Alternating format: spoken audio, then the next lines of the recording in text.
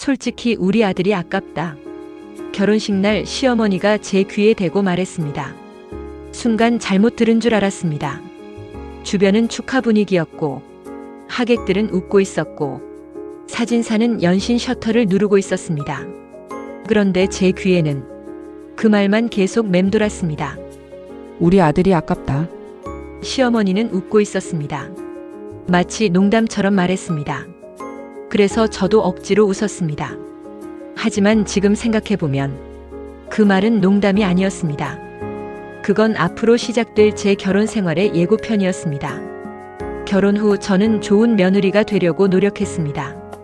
시댁 행사도 빠지지 않았고 어버이날, 생신, 명절도 챙겼습니다.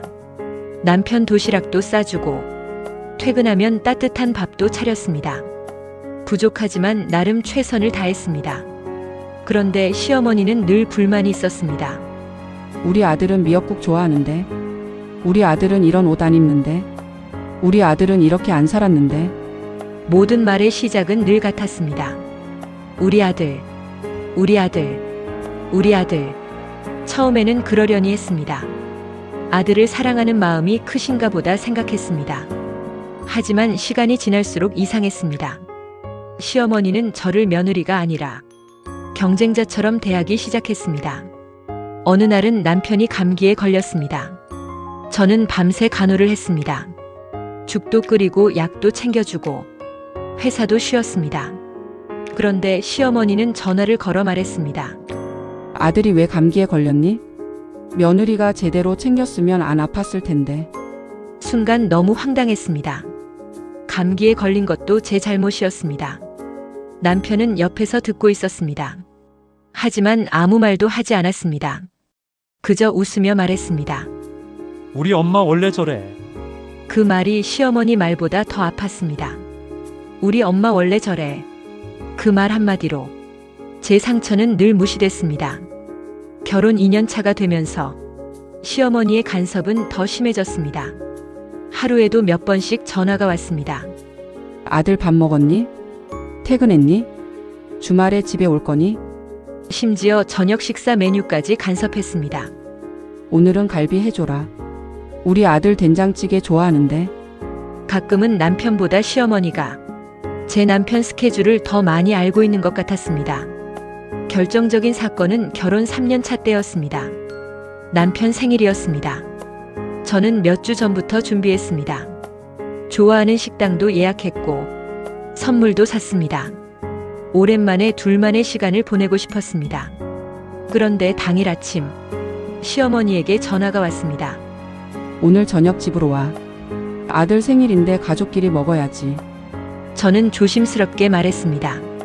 어머니, 오늘은 저희가 따로 약속을 잡아놨어요. 그러자 시어머니 목소리가 차갑게 변했습니다. 그래도 엄마가 먼저 아니니? 순간 말문이 막혔습니다. 결혼한 지 3년이 지났는데도 저는 여전히 외부인이었습니다.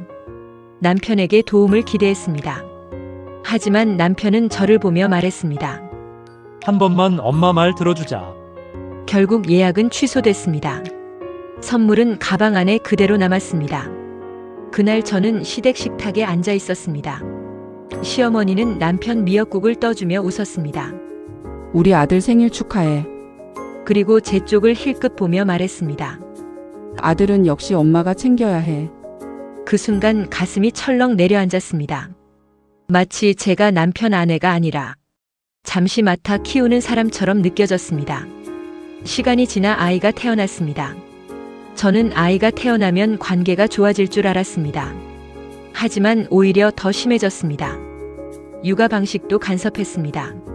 분유도, 기저귀도, 옷도, 심지어 아이 이름을 부르는 방식까지 지적했습니다. 내 손주를 그렇게 키우면 안 된다. 엄마가 처음이라 몰라서 그래. 무슨 일을 해도 틀렸습니다. 제가 하는 모든 행동은 평가 대상이었습니다.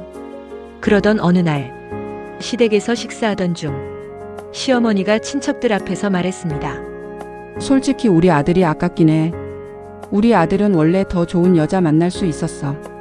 순간 식탁이 조용해졌습니다. 친척들도 눈치를 보기 시작했습니다. 저는 손이 떨렸습니다. 그 말이 농담이 아니라는 걸 알았기 때문입니다. 6년 전 결혼식 날 그 말이 떠올랐습니다. 시어머니는 변하지 않았습니다. 처음부터 그 생각이었던 겁니다.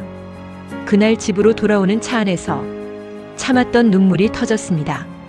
저는 남편에게 물었습니다. 당신은 저 말이 괜찮아? 남편은 한참 침묵하다가 말했습니다. 엄마가 원래 표현을 그렇게 해. 그 순간 무너졌습니다. 남편은 끝까지 제 편이 아니었습니다. 시어머니보다 남편이 더 원망스러웠습니다. 시어머니는 원래 그런 사람이었습니다. 하지만 남편은 달랐어야 했습니다. 단 한 번이라도, 엄마, 그 말은 심했어. 내 아내한테 그러지 마. 단 한 번이라도 이 말 한마디만 해줬다면 저는 버틸 수 있었을지도 모릅니다. 하지만 남편은 늘 침묵했습니다. 결국 저는 깨달았습니다. 문제는 시어머니 한 사람이 아니었습니다. 아들을 놓지 못하는 어머니, 그리고 어머니 품에서 벗어나지 못하는 남편. 그 관계 속에서 저는 평생 외부인이었습니다. 결혼은 둘이 하는 것이라고 믿었습니다.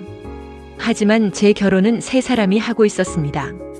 그리고 그 세 사람 중 가장 외로운 사람은 저였습니다. 지금도 가끔 생각합니다. 결혼한 아들을 끝까지 자신의 소유물처럼 생각하는 부모, 그리고 그걸 당연하게 받아들이는 남편. 과연 정상적인 가족일까요? 여러분은 어떻게 생각하시나요? 결혼 후에도 아들을 놓지 못하는 부모, 그리고 그 품에서 나오지 못하는 남편. 어디까지가 사랑이고 어디부터가 집착일까요? 댓글로 여러분의 생각을 남겨주세요.